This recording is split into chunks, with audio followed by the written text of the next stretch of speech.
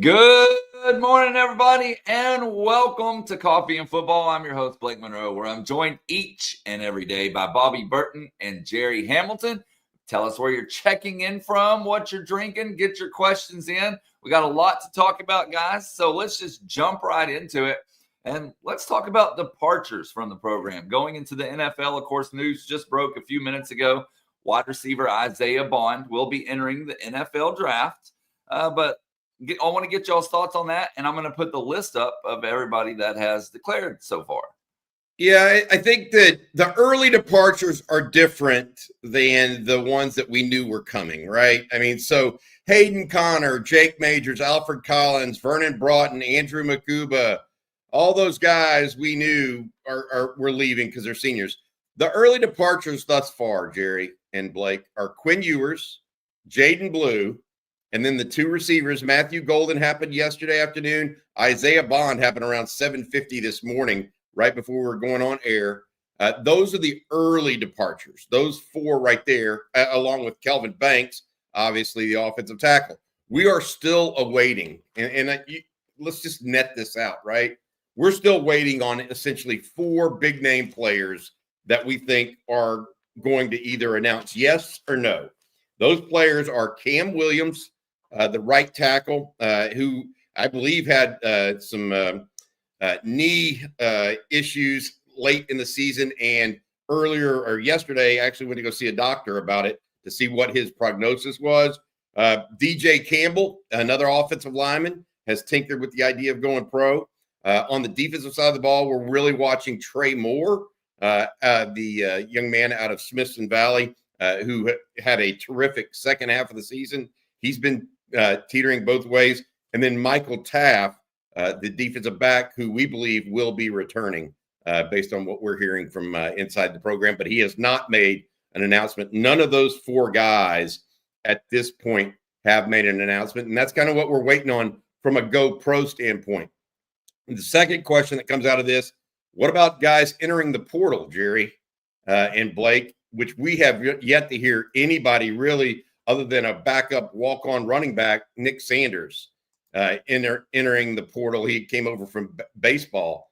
That should happen. There likely will be some departures in the portal. So that's what we're waiting on right now, officially from guys. Four guys, really: DJ Campbell, Cam Williams, Trey Moore, and Michael Taft. Yeah, so Bond, not a surprise. Golden, not a surprise. Somebody in the chat said, I wish Texas would have tried to keep Golden. Look, I always go back to this stuff, though. These kids' dream is to play in the NFL. And all you have to do, to me, is if you have an opportunity to do that, you're going to go. And for those that say, well, you can stay and make more NIL money.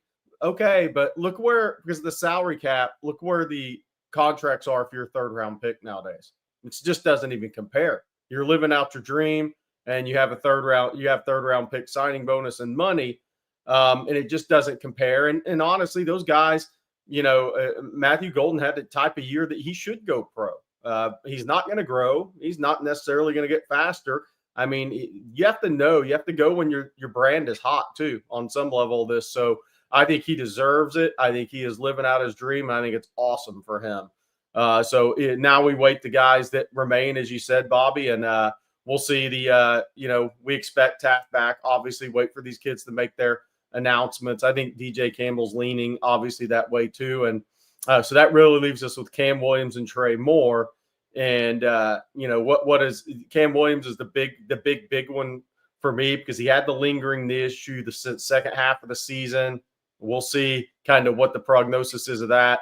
And I think that's going to be key as well. If you can't work out, if you for some reason you can't work out and move up around the draft, then that's a tough spot to be in. Ethan Burke, somebody asked Ethan Burke, he is staying. A lot of these guys, I mean, people ask about Gunnar Helm. He's already accepted Senior Bowl invites, and same with Barron Sorrell. They just haven't made these official announcements. Whether they do or not, we don't know. Frankly, one guy that we're thinking about and trying to figure out exactly what's going on, Jermaine Lole, for example. But Jahdae Barron is going pro, but he hasn't announced it, right? So he's not on that list that we showed a little earlier. Again, the 4 that we're really tracking: DJ Campbell, Cam Williams, the 2 offensive linemen, then Trey Moore, as well as Michael Taft. There has been some recruiting news going on. Texas in the thick of it for Emmanuel Pregnon, the offensive lineman out of USC, a 2-time all-conference performer, or 1-time all-conference performer. We thought he might be preparing to make a decision yesterday between Oregon and Texas. Tennessee has come back in there now, so the Volunteers are firmly involved. The interesting thing that while the AFCA convention is going on, that's American Football Coaches Convention, it's being held in Charlotte right now, there cannot be any official visits on campuses. So we don't know what exactly is going to happen here as it relates to Pregnon, if he's going to wait until after that and maybe take another visit, or he's shutting it down and going to announce his choice. I had heard that the team in the lead yesterday, at one point at least, was thought to be Oregon over Texas. This is a 6'5", 325 offensive lineman who visited Texas over the weekend. So we'll see exactly what this all means. But there's other news coming in and about. We've got Junior Day coming up as well. I know that's in the offing, but it's only literally 12 days away, 13 days away. Well, the coaches hit the road Thursday, right? Which makes sense, getting through January 15th, getting through the guys' decisions, going pro or not, getting through a couple of portal issues as well. So the Texas coaches are expected to hit the road on 2026 recruiting Thursday, which means they leave Wednesday at some point, right, and get to their areas they're going to. What'll be interesting is because Texas was in the CFP, the on-field staff couldn't get out. So last week they sent out Brandon Harris, John Michael Jones, Jamal Finner, some of the in-house guys to at least show face at some of these top prospect schools. But Texas lost about 6 days there because they were still in the playoffs. So you'd rather be in the playoffs, but now they're going to be in a time crunch to get out and see everybody. The new rule this year, as far as these January visits with 2026 junior prospects, head coach can still make the in-person visit at schools, sit down with the kids and the families. These rules are just dumb. But the assistant coaches can actually make in-home visits at residences. How does that make sense, guys? It doesn't. It's stupid, but that's the rules these guys are dealing with. So again, you've seen some photos popping up of head coaches at high schools like last year. And then if you've looked on social media, not Texas, I'm just saying in general, you've seen pictures of assistant coaches making in-home visits. Again, make it make sense. It can. It's dumb. But that's where we're at. So you'll see Sark on the road at some high schools here until into January, and you'll see the assistants both at schools and making in-home visits in some cases. So we can't make the rule make sense because it makes no sense, but that's kind of what's in front of the Texas staff. And they're in a little bit of a time crunch to get out and see all the out-of-state guys because, you know, you have guys California, Georgia, Florida, all around, plus taking care of your in-state guys. So, and then you have January 25th, Junior Day. We have a big list with that going right now on ontexasfootball.com. We added Jabari Mack, the 4-star receiver from Destrehan, Louisiana, a really good player, to that growing list of the January 25th Junior Day, which is looking very, very solid for Texas in terms of depth of talent. One of those guys, Sean Scott, we can talk about. Sean Scott, the edge out of Mater Dei, has been on campus 3 times since Texas. Bobby Portal, that's funny. Since Texas started recruiting him, he just released his junior video. Talk about a heck of a scheme fit. He's an edge kid. You can drop him back into coverage. 6'3", 230. He will be out of Mater Dei, the loaded program out west. He will be at Junior Day, he tells On Texas Football on the 25th. So a lot of Trey Moore similarities with this guy, maybe with a little bit more height length on his frame, I would say. But Sean Scott, one of the top edge prospects in the country, and a guy that almost fits the scheme about perfectly for Texas. And he's one of those many out-of-state guys that will be on campus January 25th as Texas is loading up for that Junior Day. And again, the next question people are asking, how many guys are going to commit? Sark's going to take things pretty slow. That doesn't mean 2 or 3 guys might not commit earlier in the spring necessarily, but Sark's not going to load up the class early. They're going to be deliberate like they have been his entire time at Texas, but getting these guys on campus multiple times, I think is the key for Texas as they continue to make evaluations, make sure they're getting the right fits and the guys they absolutely want. And then you got to go win the recruitment, obviously. I think Sark likes to see guys play as seniors too, Jerry. Yeah. Make sure they're still improving. You know what I mean? I would add this, and sorry, I had to step away for a little bit. Modern Day is such an interesting program for Texas because Sark has such huge ties there, but it also has such huge ties, frankly, to USC and the history between those two programs. So Texas doesn't. Texas is in a position where they only want the best of the best nationwide. They don't want to be behind USC in pecking order anywhere at any school. So Modern Day might be one of those schools where Texas is behind the 8 ball a little bit. We'll see what all happens as it relates to that. Hey, guys, I got a question for you real quick. Arch Manning is the odds-on Heisman favorite, apparently, early in this campaign. This is from Bet Online. John Mateer with a plus 900 for our friends up in Norman. Jeremiah Love, boy, if he's healthy, I'm looking forward to him performing in that national championship game. Jeremiah Smith, obviously, Nico at Tennessee, Garrett Nussmeier at LSU. Look at that, though. I got to say this: 1, 2, 3, 4, 5 SEC quarterbacks on this list. That's pretty strong out of 8.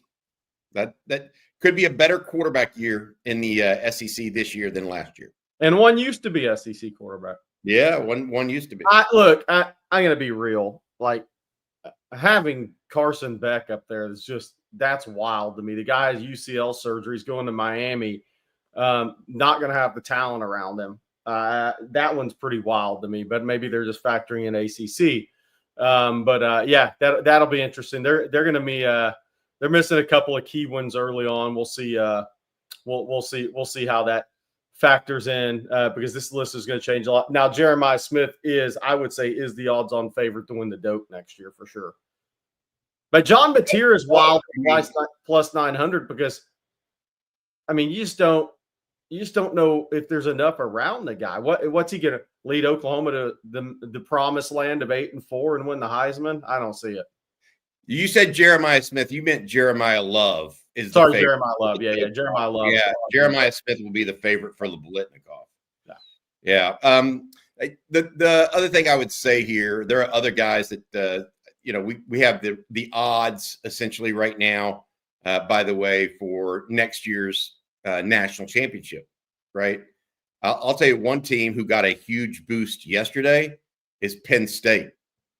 Penn State announced not only is their quarterback coming back, but also their 2 running backs announced they're returning, Singleton and Allen.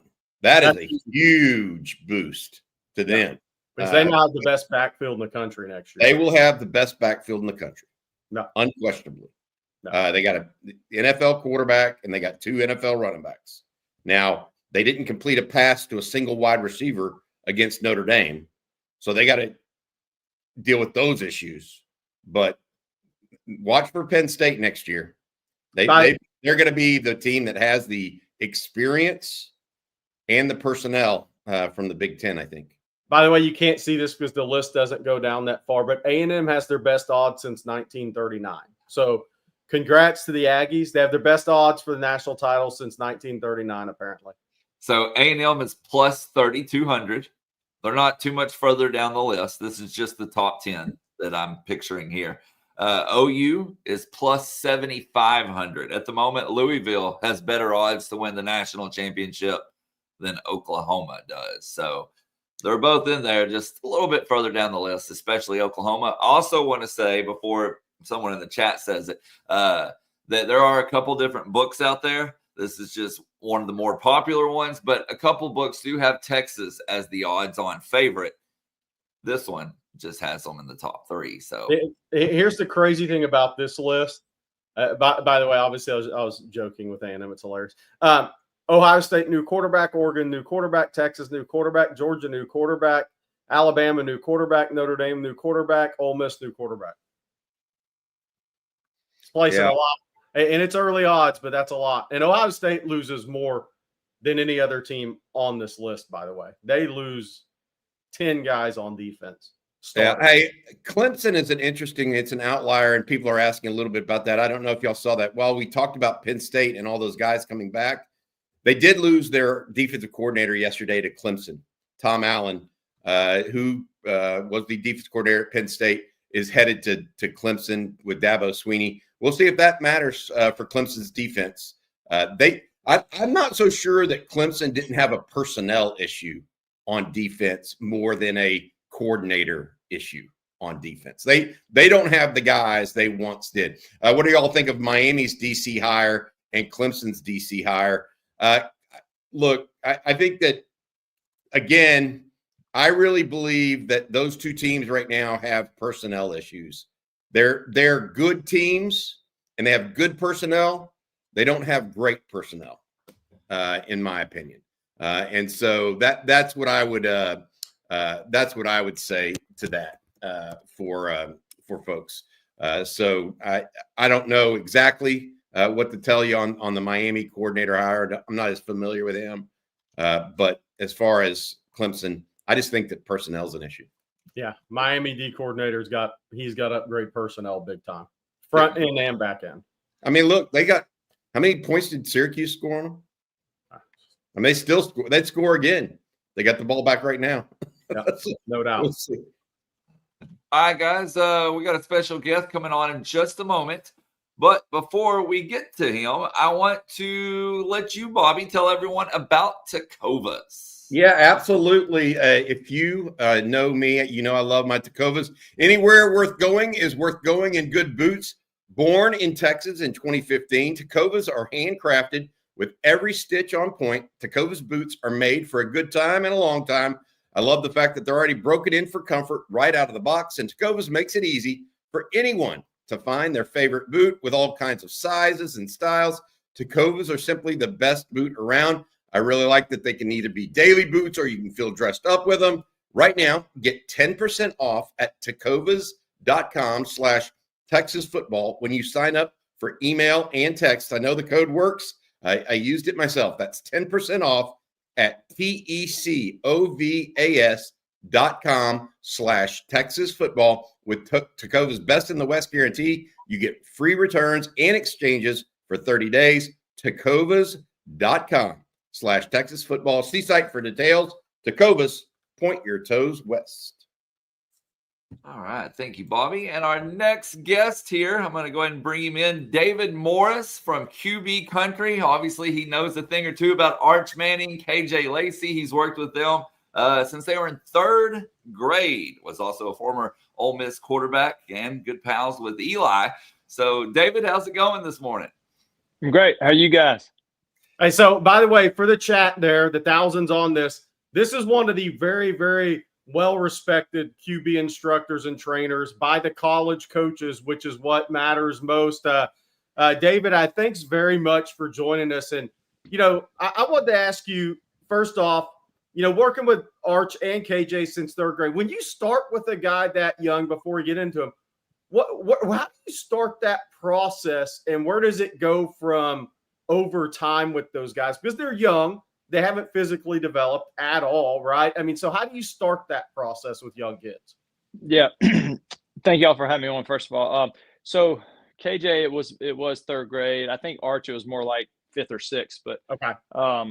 But just saw a lot of Arch early on just because of my relationship with the Mannings and Eli and got close with Coop and Peyton and all them. And so when you get a kid young, you want it to be fun. You want it to be foundational, but you don't want it to be heavy, and I think if you let football do what it's supposed to do and stay a game and you just enjoy, being on the grass with your buddies and you enjoy competing, then I think you set a foundation for everything else to follow from a standpoint of like what's most important, right? And just having fun, playing free, competing your tail off and then, and working hard. And I think that's the foundation for any athlete. And then, when it comes to quarterback, there's obviously mechanical foundations that, that come into play. And I think the earlier you can establish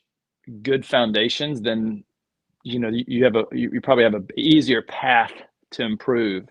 And so, that's what we try to do with kids at an early age. And look, those two guys are, they got a lot of natural ability. So, when you get guys that are real natural and just great athletes, it makes your job easier.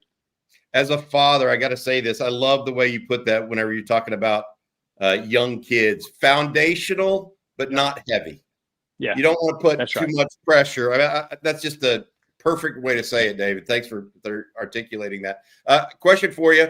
We know a little bit about Arch Manning. We'll ask you about him. But tell us a little bit about KJ Lacy.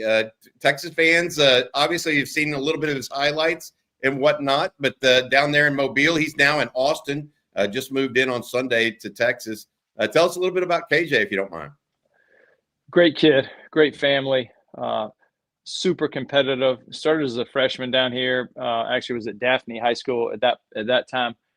I want to say he started as a freshman in basketball too. So just a real instinctive athlete, kind of a guy that's ahead of his time from a standpoint of just skill sets, quick, twitchy, instinctive, and got a lot of wiggle and change of direction stuff in close quarters, but also in space.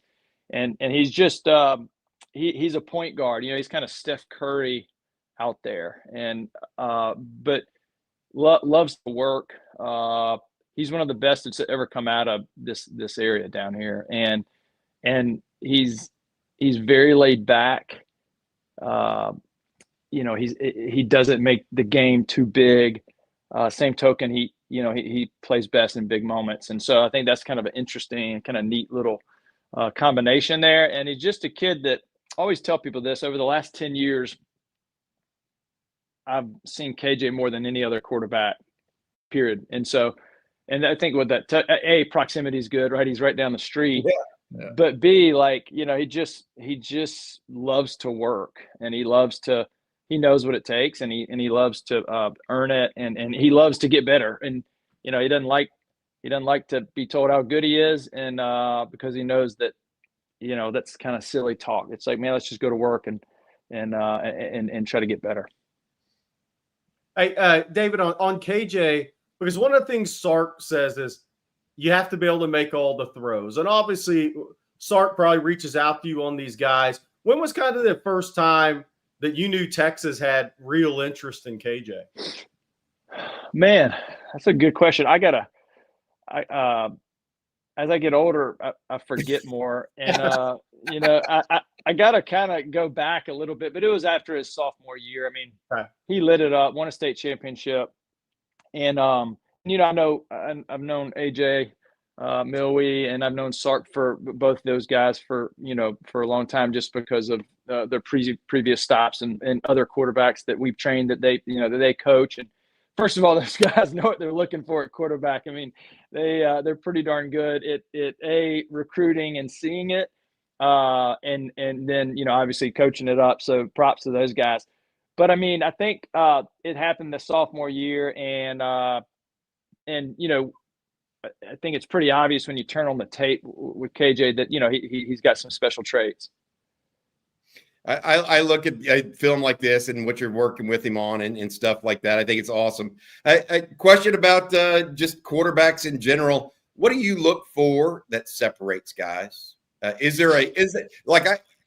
been covering recruiting for 30 plus years, David. I remember when Eli came out, I went and watched him in high school, right? My question for you is, the thing about quarterbacks is there's no single factor. It's like they could be good at one thing and bad at another, but if that good thing overrides the bad thing, all of a sudden they can play quarterback at the next level. But what are some of the things that you try to find in quarterbacks that make them successful long-term?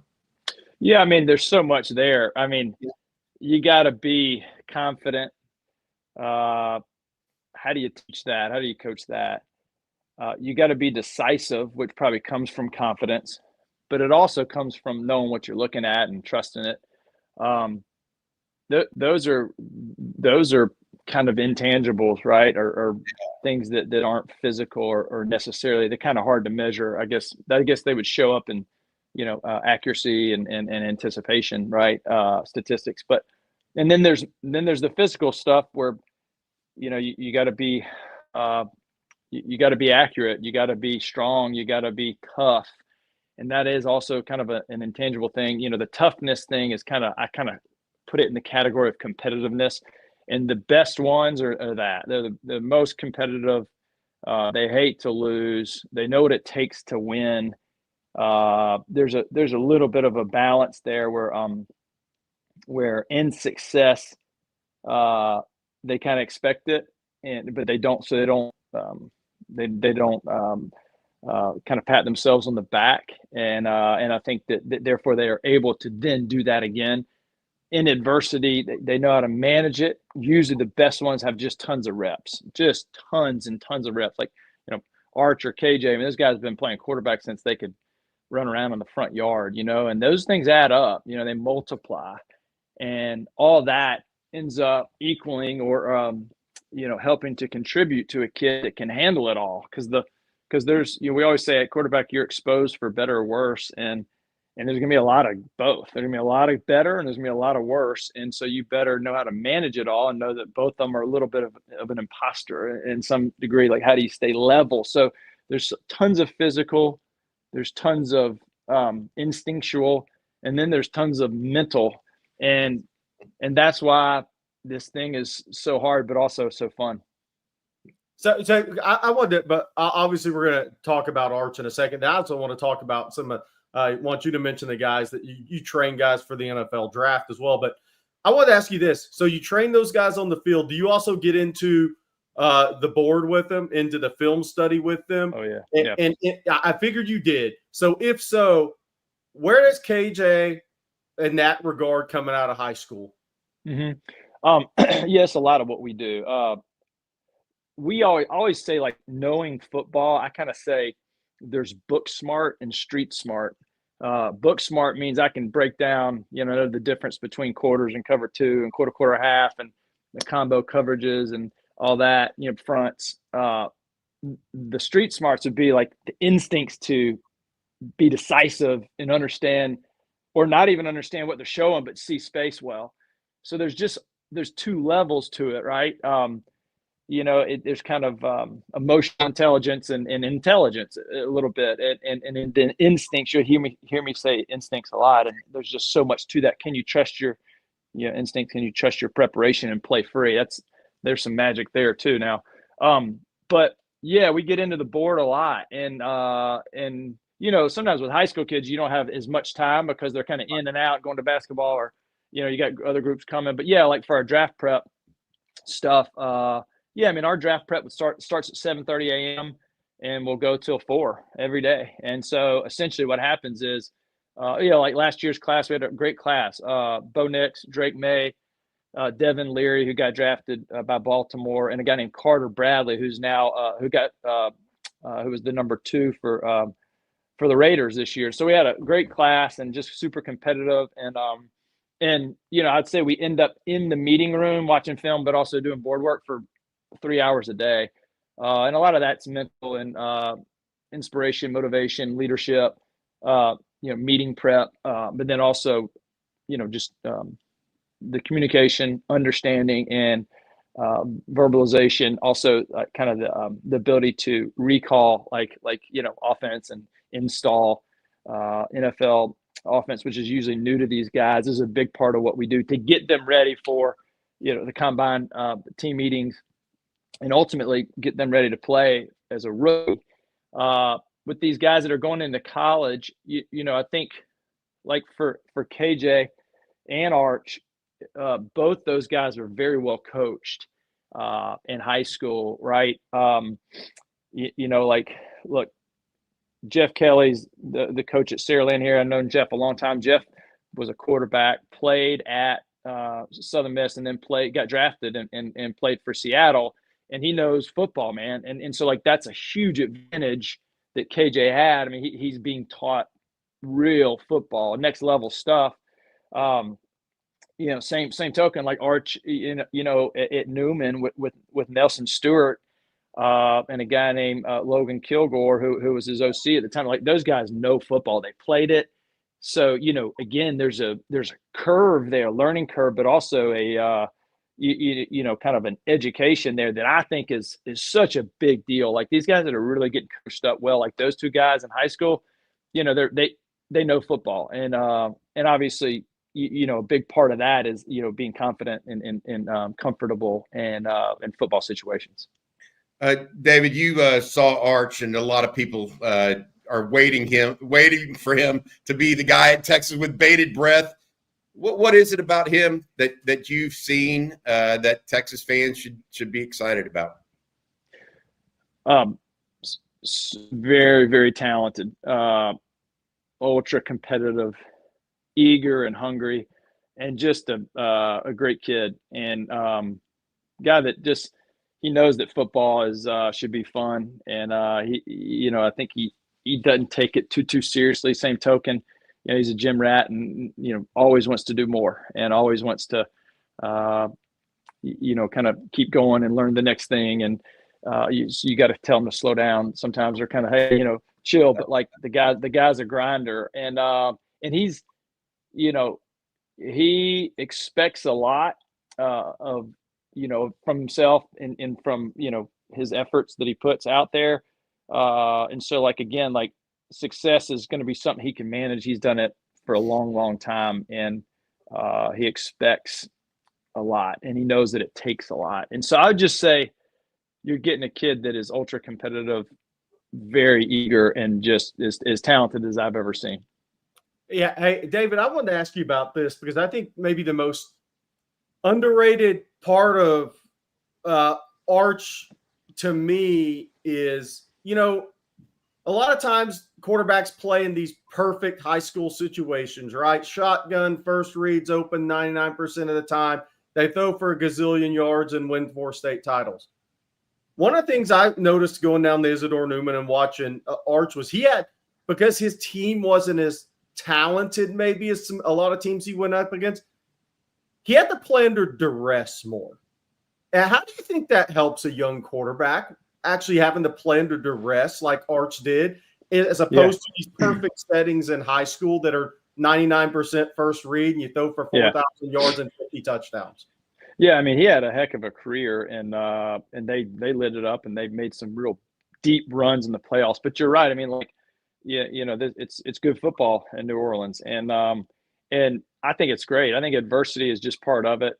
So the earlier you know how to manage adversity, and even expect it, there's going to be a lot of it that you're easy. It's easier for you then to know how to act when you get it again. And so I think that anytime you can experience disappointment and loss and defeat, or even whatever, in our case, the quarterback's case, like embarrassment, everybody sees your mess ups, then like it's ends up being a thing that as long as you keep fighting and developing, you end up better for it, right? And so I think the ability that he's won a lot of games, and they've lost some tough ones, and I think all that stuff is good for development. We have a question from the chat that's actually a really good question, David. South End Zone Queen asks if he thinks Arch reminds him of anybody that's not a Manning. Is it Bo Nix? Is it somebody else? Yeah, there is some Bo there because he's really fast and athletic, and like when people were asking me like who is Bo Nix this time last year, I was like he's more Mahomes than than he is some pocket guy, and I think you saw that this year. Arch is kind of the same way. Like Arch has a lot of that kind of Mahomes-ish stuff. He's big and physical and fast, So I would say that you see some Josh Allen in there. I also do see some Peyton and Eli because he can do the pocket stuff. In fact, that's what he prefers. But he can do some real special stuff in small spaces, with angles and just the ability to change things up. and to improvise a little bit. And so I see some Mahomes there. I do see some Bo Nix, and I also see some of his uncles. So I mean, he's one of a kind, and he wants to grow and get better at all of it, which is the best part about it. David, thank you so much for joining us today. We appreciate you, and congratulations. Do you know what your QB class is going to look like this spring? Which guys going in the draft you're going to be working with? Yeah. So we got Tyler Shuck from Louisville, former Texas Tech kid. I'm sure y'all remember Tyler. And then he's not done yet, and hopefully I don't see him for until this time next week. And he's got a smile on his face. But yeah, Riley Leonard will be here with me from Notre Dame, and we'll have a couple other kids too. But yeah, those are probably the two bigger names. Did you work with Riley in high school at all? Since third or fourth grade. Okay, so he's a freak athlete, man. When did that kind of, obviously signed with Cutcliffe? I wanted to ask you that. When did he kind of transition from D1 basketball guy to, this guy actually has a shot to be a really good quarterback for you? Yeah, well, he was a phenomenal athlete and played quarterback, but he was also always kind of long and tall and but like super freaky athletic. His dad was a basketball player, so that's kind of his first sport. And I just remember, early on he was just kind of, from a throwing standpoint, kind of looked like the other kids his age. And then once you kind of hit that freshman, sophomore, you start saying, okay, wait a second. Like, and it wasn't like you didn't see, I saw plenty of, whoa, the kid's really talented before that, but like what you start seeing at that level and at that time, I was like, okay, the guy's really a passer. He is. He's a passer. And, you'll see it Monday night, and you're starting to see it more in the second half of this season. But like when a guy's kind of long and tall and rangy, sometimes it didn't look as fluid, let's say. But then you grow into it, and then you watch his film, his junior and senior year. I mean, he just lit it up down here. And by the way, like the basketball people will tell you down here, he may be the best basketball player to ever come out of Mobile. A lot of people would say that. Yeah. So he's just got crazy instincts. He sees it, and he like you guys said, he's had a lot of adversity, and I think that it's good for a kid. We want to keep our kids. We were talking about children earlier. We want to keep adversity from our kids when really it's like the best thing for their growth, development, and future success is usually to have a lot of it or have some of it because it's coming. So I think that, he's ready for all that stuff, and I couldn't be more proud of him. And, it's all these stories are different and unique, but, when you love a kid and they love you back, these are the moments that, that make life good. Thank you very much, David. Next time I got to ask you, I don't know if you've seen Texas recruiting Phillip Rivers' young son down in the Mobile area. Gunner. Have you seen him? Oh, yeah. How good is he? I got to ask you now that you've seen him. What does he look like? Good. I feel like everybody you're asking me about is very good. So, the crazy thing is they all are. And, look, great instincts, plays on time.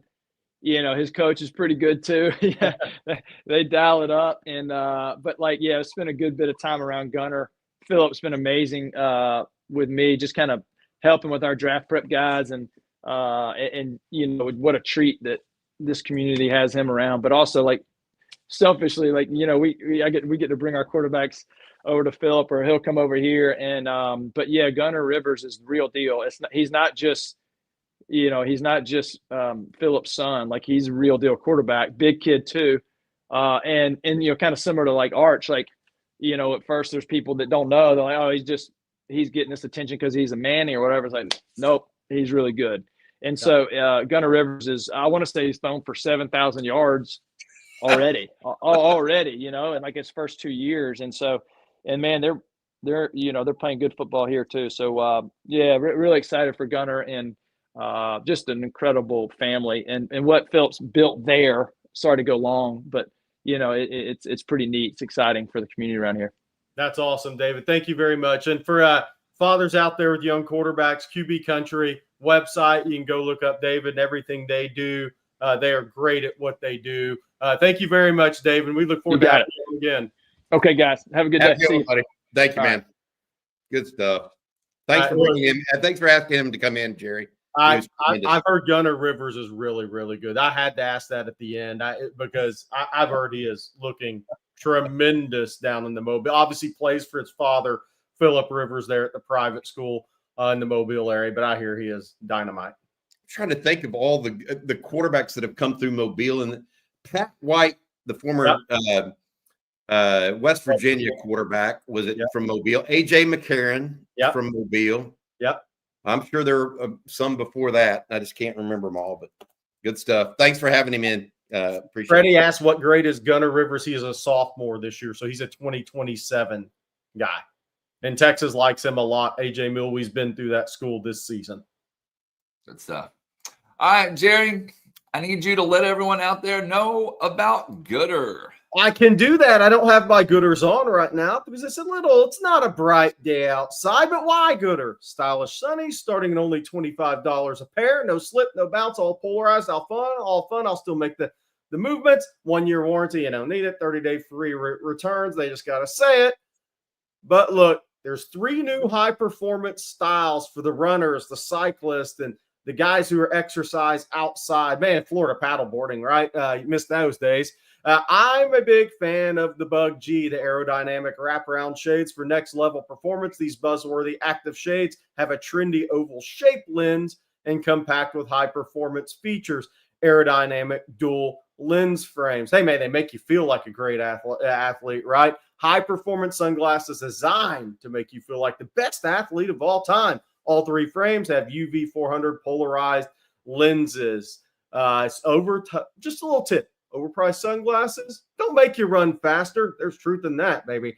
If you want to support the show and try a pair, Gooder is giving On Texas Football all caps listeners free shipping. You can go to gooder.com/OnTexas and use code OnTexas for free shipping. I have to read this. Gooder offers a 30-day money-back guarantee. Throw that in the trash and 100% satisfaction. You can wave that up in the air. Again, that's gooder.com/OnTexas. All caps used for free shipping.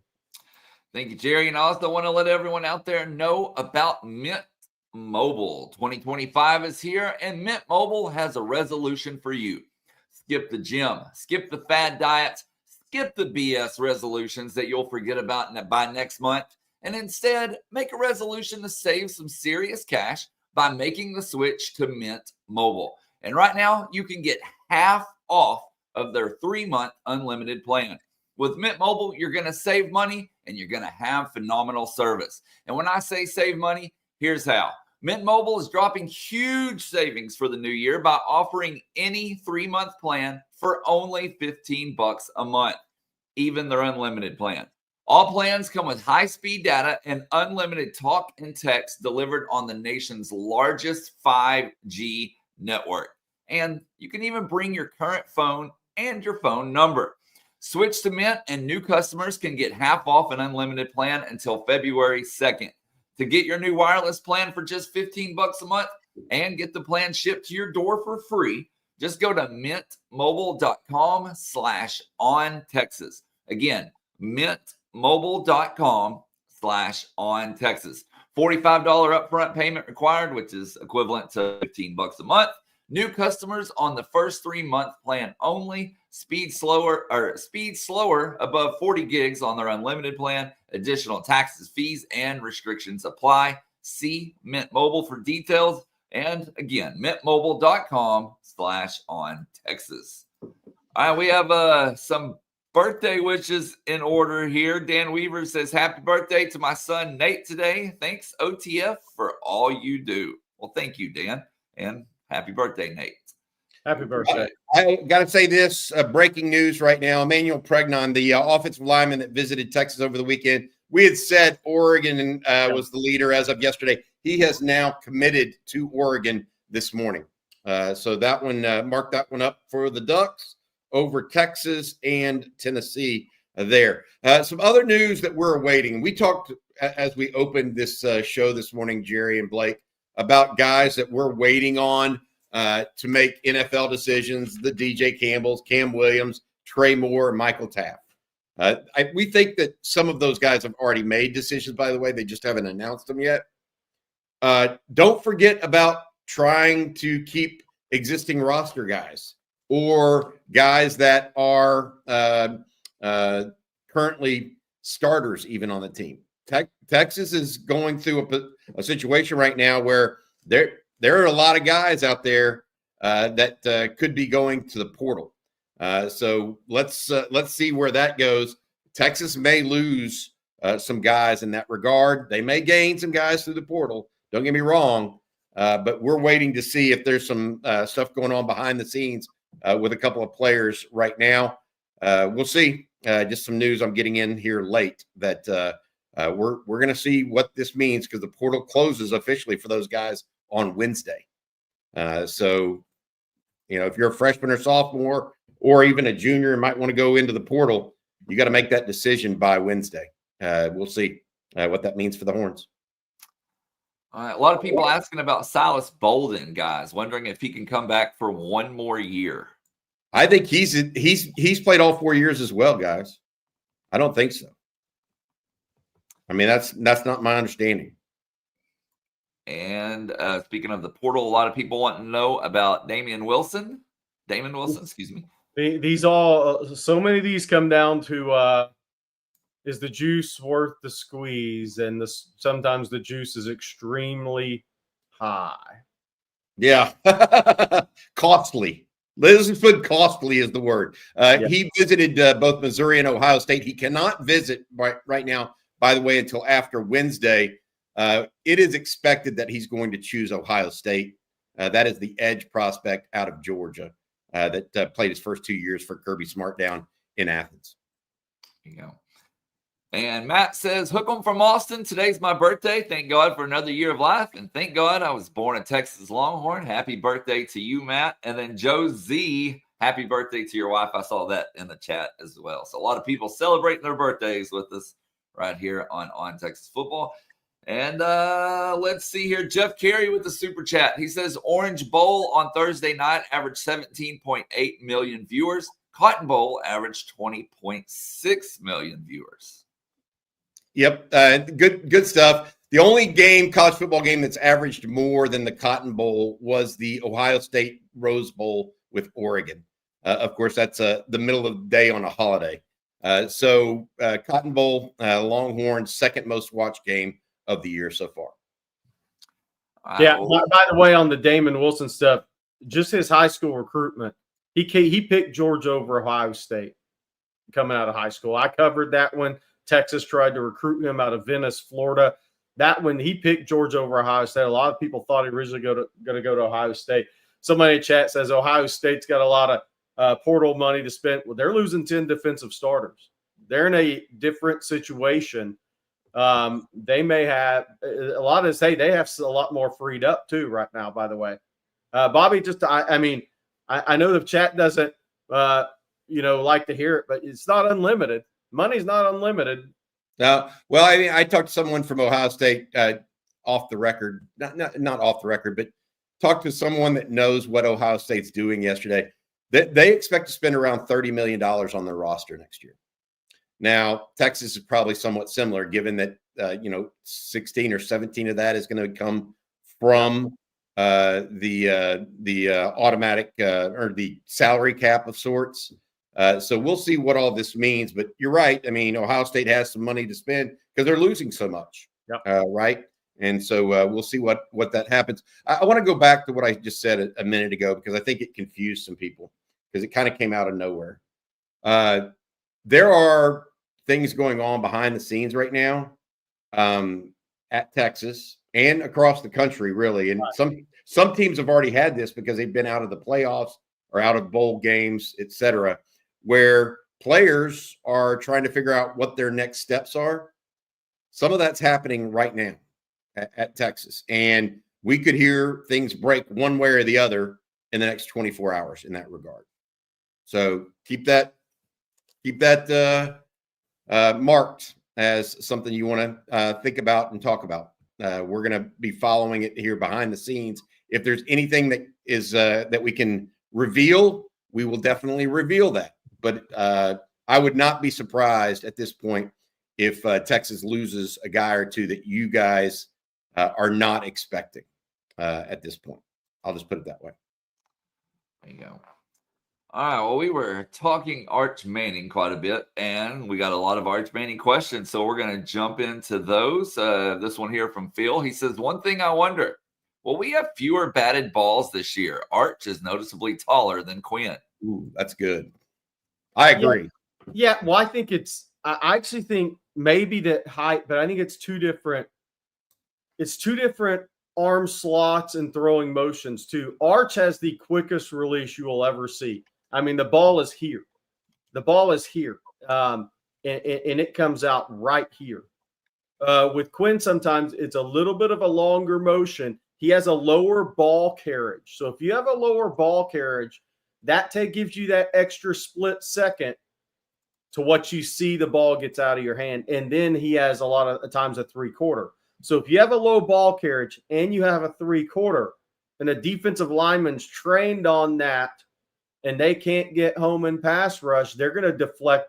They're going to be in a position to deflect the football more. With Arch, it's the ball's a higher carriage, and then he goes to 90 vast majority of the time, especially in anything short intermediate game.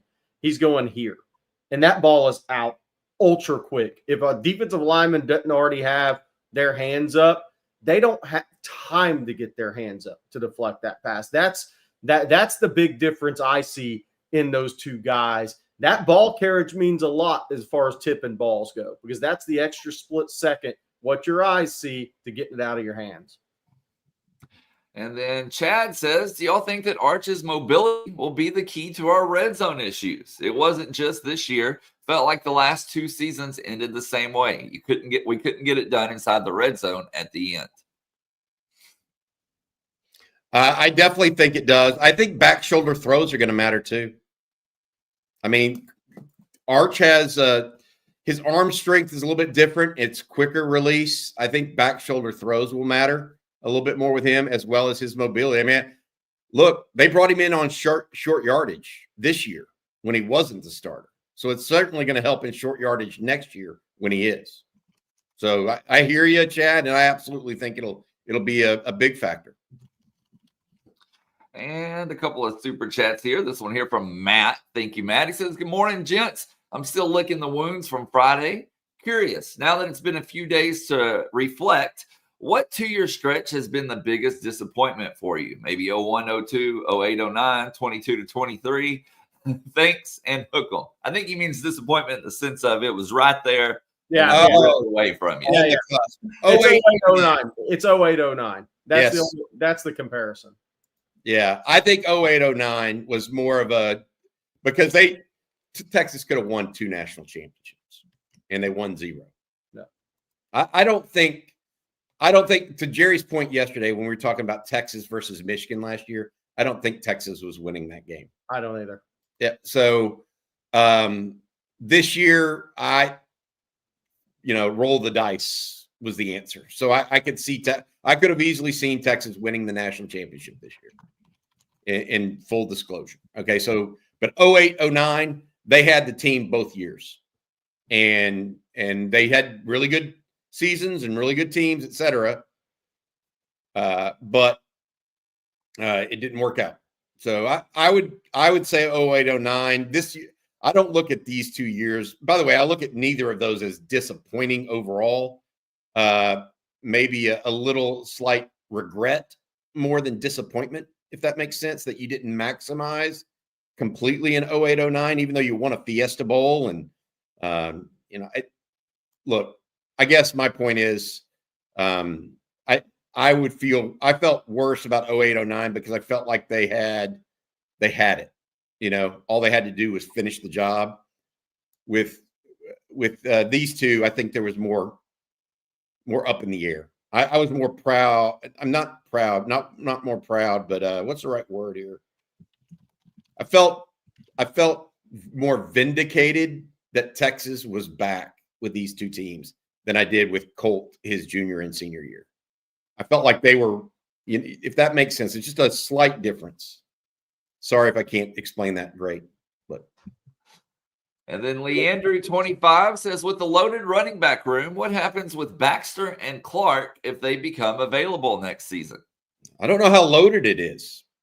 I mean, that's my point. Other than Trey Wisner, if with Jaden Blue gone, what, I know you want James Simon to be that guy, but he's a freshman. You don't know if he's going to be that guy yet. I mean, the running back room's not loaded until it's loaded. And other than Trey Wisner and perhaps CJ Baxter, you don't know what those other guys can do. Like Christian Clark's coming back from an Achilles, I believe.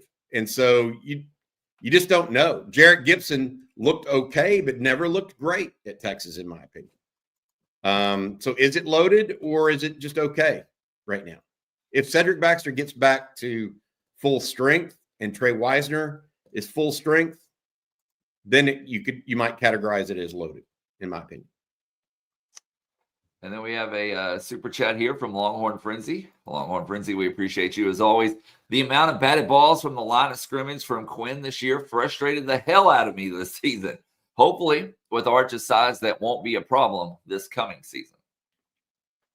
Yeah, no, I think, look, we kind of went, I don't think it's just height, though. I think it's ball carriage and arm slot.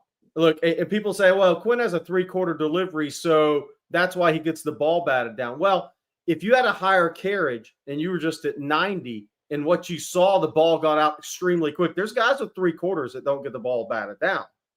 It's more than just a slot. It's where's your carriage. It's how long is your motion? How long does it take you to get the ball out of your hand to what you're seeing to your release point? If that is a split second, 2 split seconds later than what your eyes are telling you, which a defensive lineman that's blocked can see what his eyes are telling him, you have the time to get your hands up. Even if you had a higher carriage and it's a 3-quarter and the ball's out quick, that D lineman doesn't have as much time to react to it. So it's more than a height thing. It's more than an arm angle thing. And it's more than a carriage thing. I think you put them all together, and that was one of the issues. All right. Before we move on to our last few questions today, Bobby, will you let everyone know about Babbel? I sure can. This time to talk about Babbel in multiple languages. The extremely popular language learning app. Be a better you in 2025 with Babbel, the science-backed language learning app that actually works. Don't pay hundreds of dollars for private tutors or waste hours on apps that don't really help you speak the language. Babbel's quick 10-minute lessons are handcrafted by more than 200 language experts to help you start speaking a new language in as little as 3 weeks. More than 16 million people have already used Babbel. I've been using it to improve my Spanish. I have some relatives that have been using it for other languages as well. Let's get more of you talking in a new language. Babbel is gifting our listeners 60% off subscriptions at babbel.com/ontexas. Get up to 60% off at babbel.com/ontexas, spelled BABBEL.com/ontexas, babbel.com/ontexas. Rules and restrictions may apply. Let's see if folks can get out there and start a new you in 2025 with Babbel. And then I'm saving the best for last here. Everyone loves a good Jerry Hamilton joy mode read. So, Jerry, give it to him. Texas basketball, this is what you need headed to Norman. Say goodbye to weak erections with Joy Mode's Sexual Performance Booster. This all-natural supplement is designed to enhance blood flow, giving you a firmer, more reliable erection. But Joy Mode isn't just about better sex. Daily use supports healthier blood vessels, boosts heart health, and enhances your athletic performance on the road in the SEC in basketball. Expertly formulated and backed by science, it's proven to improve erectile function by 50% in just 60 days. You only have to wait 2 months. Simply mix a pack with water and feel the effects in 45 minutes. Take control with Joy Mode. Get a boost anytime, anywhere, and never miss a beat. Joy Mode features 4 simple, proven ingredients. None of that is over-alcoholic. Unlike prescription options that involve doctor visits and managing refills, Joy Mode provides a straightforward, effective solution. Join over 200,000 plus men who trust Joy Mode to boost their performance without the side effects. Start a subscription and save up to 30%. Keep your performance at its best without any interruptions. Who doesn't want that? If you're looking to take your game to the next level, as you should be, try joymode.com. And that's tryjoymode.com. And use code ONTexas, all caps, at checkout for 20% off single purchases and 30% off subscription orders. That's tryjoymode.com on Texas. All right. Thank you, Jerry. And we got a couple of super chats before we get out of here today. Let's start with Rudy. Thank you, Rudy. I remember Sark saying that Clark's cuts are Bijan-esque. Does an Achilles injury possibly mean he may never get that level of agility back? Actually, no, that's not what that means. As long as it heals. Now, may never is appropriate, but he should likely get back full dexterity. But, there are always exceptions.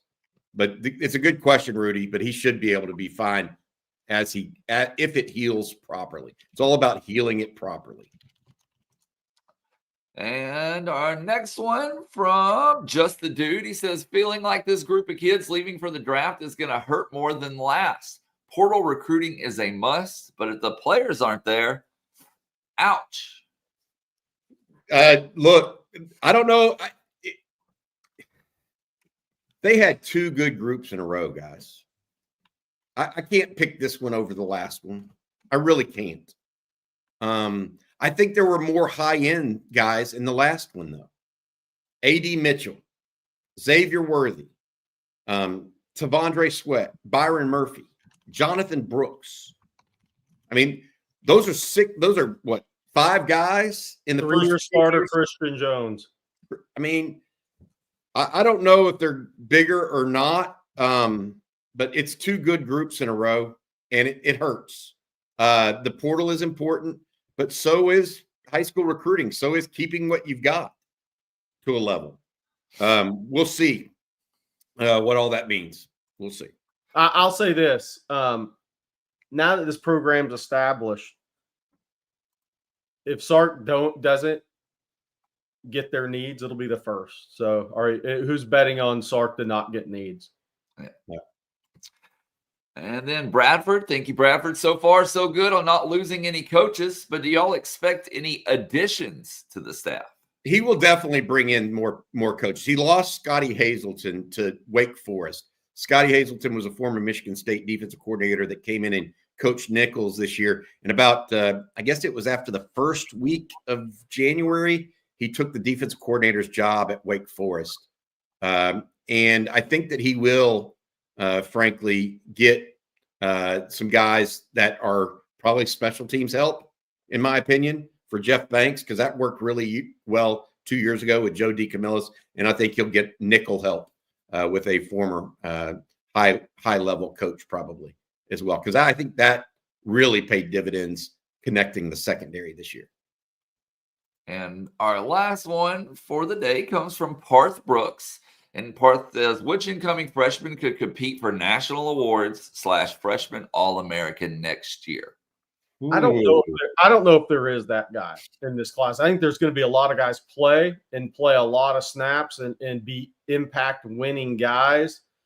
But I mean, Colin Simmons won National Freshman of the Year over Jeremiah Smith and Ryan Williams. Like I don't I don't see that this year, man. Hey, those are 3 freaks, is what those are. I mean, so I do think it wouldn't shock me if you didn't have, some guys that were really impacted winning, but maybe there isn't one individual like that. I mean, like a Jonah Williams not going through spring football, even though you're sitting in on meetings and trying to balance football and baseball. That it's talented as he is, that does put him behind in football. I mean, that's like an inarguable point because you're not on the field getting the reps against the Texas offense every day in spring practice. So he's pretty much just going to be like a guy coming out of high school right in. Now, Kelvin Banks started, but Texas had to have Kelvin Banks start too. And maybe Jonah's that guy. Maybe he can sit on meetings and but there's also a lot of competition at safety. It's not like when Kelvin Banks walked in the left tackle. So I don't know on that, Bobby. I I'm not sure I see that guy. I see a lot of guys who are going to impact winning and contribute in many different positions in this group. But as far as somebody that's going to go out and get 44 tackles, 9 sacks, and be that level type of player, whatever position it is, I'm not sure that's going to be there. I'm going to put one out there. Cade Phillips. Just going to put that out there. Rick Slickrick, what happened to talking about? Me and CJ did a pre-recorded version last night. Jerry and I took the night off to get to kind of rest and recharge. Slick, we'll be back next Monday night. Thanks for asking though. What about Cade Phillips, Jerry, in this category? Because I know, look, they got to have a corner. Could he beat out a Kobe Black? Maybe. I mean, if he's a corner. Yeah, that's the whole thing. The spring practice is going to, and Santana Wilson had a really good year as a redshirt too. So there's some young talent. There's some young players there that have a year head start on them. This is a thing to look for with Cade. If we're hearing he's excelling at corner in the spring, that's a great sign for him, because some schools did recruit him as a safety, nickel, or DB in general. Some teams recruit him as a corner, but very few were dead set that he could absolutely play corner. Some gave the corner recruiting spiel, but it was more he's going to have to come in and do it now. So if we hear early on, midway through spring, this guy looks really good playing corner, that's a great sign for Texas. The reason I mentioned him, Jerry, is because part of it is there's got to be a path for those guys, right, to have that impact. And there is a path at corner, potentially, right? For the right person, because Kobe Black has not proven himself yet. And then you look around and you say, okay, what about maybe a Myron Charles or a Josiah Sharma? Those guys are just at a position where even though there's a path right now to play early, it's hard to be a national award winner at that position early. Yeah. Right. So from a path perspective, maybe wide receiver, maybe a path there too. Yeah. We'll have to see. All right, guys. Well, that's going to do it for today's episode of Coffee and Football. We would like to thank all our sponsors, Secovas, Gooder, Mint Mobile, Joy Mode, and Babbel, all for sponsoring today's show. Thank you all for tuning in. The great questions, the super chats, we really appreciate those. And we're nearly at 70,000 subscribers. That's absolutely insane to me. So we appreciate everybody's support. Be sure to head on over to ontexasfootball.com. Join in on the discussion there. Remember, we can't be live all the time, so join in on that. Great community building over there for sure. And if you're not a member, you can become one easily. Use promo code OTFOG. You'll get a full year for $49.95. Again, promo code OTFOG at ontexasfootball.com. And we would appreciate if you'd hit that like and subscribe button as well. So we'll be back same time, same place tomorrow. What you got, Bobby? I got to say this. Let's go back over the list real quick that we're waiting on. Yeah. Michael Taft, DJ Campbell, Cam Williams, and Trey Moore. Okay. Those are the 4 that could make pro decisions or could stay. Okay. There's another group that we were waiting on now as well. And that's guys that might enter the portal. That portal window closes on Wednesday for them. We are hearing of at least one right now that may end up in the portal that would surprise some folks.